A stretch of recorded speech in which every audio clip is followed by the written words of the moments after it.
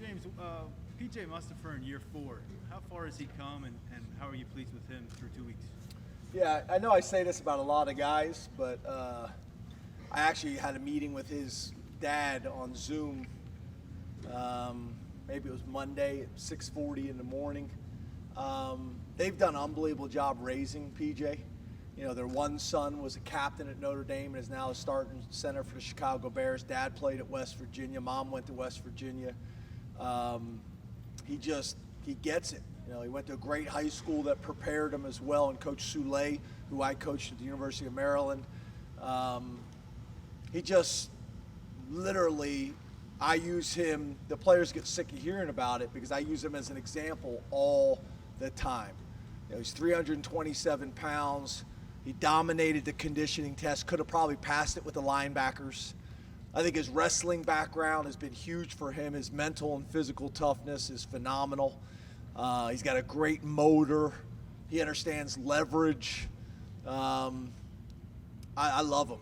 I love him. I'm a huge fan of PJ's. You know, we took him to media day. He was awesome with my family. He always is.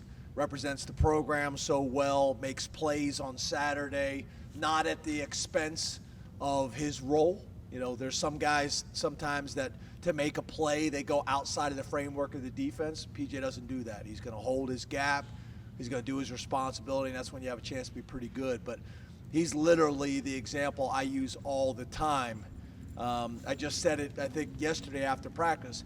You know, almost every day, Brisker and PJ Mustapha are like the two first guys out on the field. They're not just out here, like they got a plan every day of what they're working on. So I love them. You know, I love them. I'm trying to figure out, you guys have heard me say this before, I'm trying to figure out how to get mom and dad to maybe have a few more, send them on one of them romantic vacations that I used to see the commercials, Mount Airy Lodge in the Poconos with the heart-shaped beds and the champagne hot tubs. You guys know what I'm talking about. Everybody's quiet looking at me like I'm a weirdo, but you guys know what I'm talking about. Yeah, the Poconos, exactly. My coach at East Stroudsburg used to always say, hey, this is a $500 day in the Poconos. People paid big money to come here, and you're here for free. Like, we used to hear that all the day in training camp, and the gnats were in our eyes, and that's when we did 3-a-days the entire camp, which I still don't know if it was legal at that time. James, can you share any of the backstory on how this series came to be? Because it's kind of unique playing an SEC Big Ten series in a regular season. Our administration wanted to play Auburn. And so you reached out to them, and who reached out to who? No, I don't necessarily feel like that. You're constantly getting people that reach out about games. We get probably emails or contacted, probably weekly. And some make sense and some don't. But this obviously was set a while back, and it's interesting because you have all the discussions about strength of schedule, and the Big Ten already plays 9 conference games. For a while there, we didn't play any 1AA opponents because the model was supposedly strength of schedule to position our teams and our conference best for the playoffs, and that was a decision that was made, and obviously it's an exciting game, and the fans are excited about it, and those types of things. It's a great opportunity for us. We've embraced it, and we've practiced extremely well. I was surprised. I think I saw something. There's only been like 3 games, I think, maybe ever. I read it somewhere between the Big Ten and the SEC in the regular season like that. Ranked opponents. Yeah, was it ranked opponents? Is that what it was? Something like that. So obviously it hasn't happened very often for some reason or another. Hey James, your name's comes up every year for jobs. Is there any reason you just don't go, hey, listen, I'm not interested in staying? I have. But I've also found and tracked this over time that really no matter what you say, people aren't happy with. So I've decided that I'm going to handle this internally and talk to our team. It happens every single year. I'm not worried about distractions in the media and with the fans. I'm worried about my team. So I talked to my staff about it. I talked to the players about it, the leadership council in detail. But, I think that's the best approach. What do you tell recruits about it? Because obviously you've got a big weekend coming up.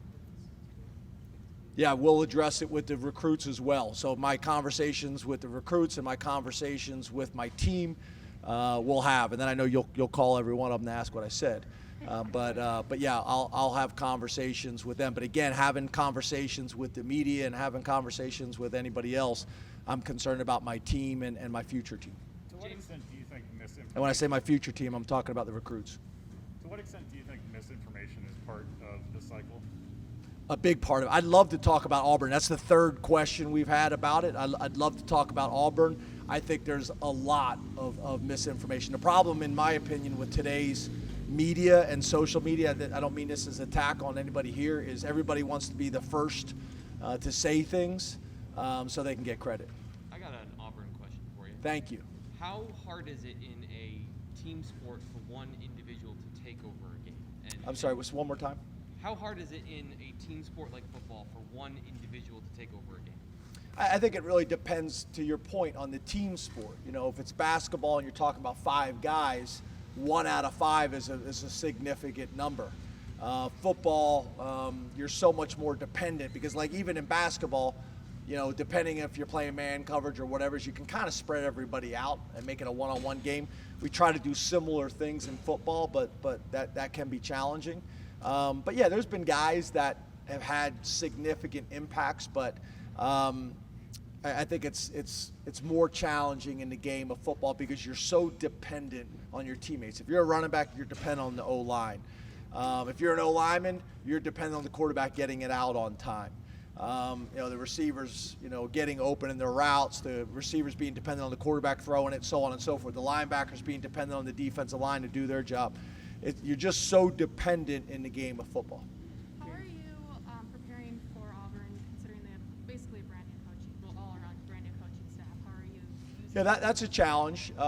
They've blown out the first 2 opponents, so you don't have a lot of legitimate game tape from this year. You got a new head coach, you got a new offensive coordinator, you got a new defensive coordinator, and not having 2 games to really be able to kind of figure it out. Like, you watch the Wisconsin game, you learn a lot about Penn State football. We don't really have that from them, so it's challenging.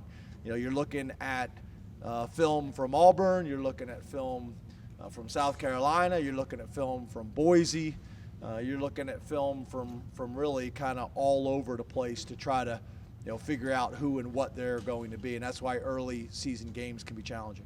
James, Adam Taylor here this weekend as honorary captain. What does it mean for your team to have him here? What's your relationship like with him? Yeah, any of you guys, especially the guys like Mike, have been around a long time. Adam is an awesome guy. Obviously, was a highly recruited kid coming here. Was very well thought of while he was here. Then the injury happened. This community rallies behind all of our players, and then to see Adam battle through this and then be able to walk back and then going to law school and getting his law degree and being on the board at Penn State, and is involved in politics now. He's just an awesome guy. He's come and talked to our team before. I think he's a great example of perseverance and positive attitude. I'm a big fan of his, so it's great to have him back. He's come back a number of times.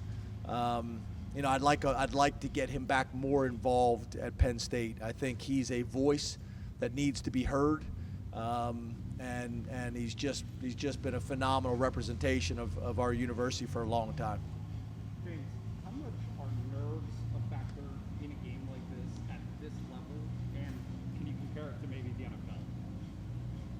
Yeah, I think, in my opinion, nerves are natural. I think it's really how you view it, like anything else in life, right? If you look at the feelings that you have, the nerves, you can describe it as nerves. You can look at it as butterflies or that sensation that you're having.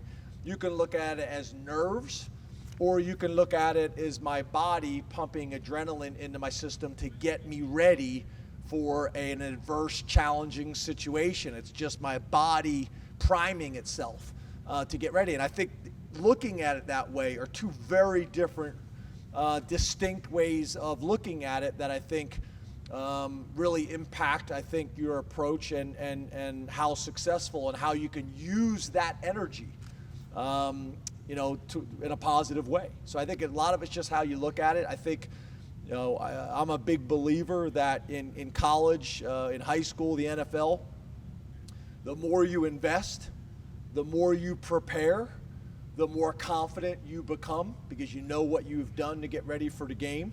And I think when the confidence is coupled with that energy that's priming you to get ready, whether you're looking at it as nervous energy or whatever, I think is a recipe for success. Obviously, the longer you play, the more games you play, the more venues you play in, the more experience you have, you lose a little bit of that because you just have done it so many times. And again, depending on how you look at that and how you use it, it could be a positive.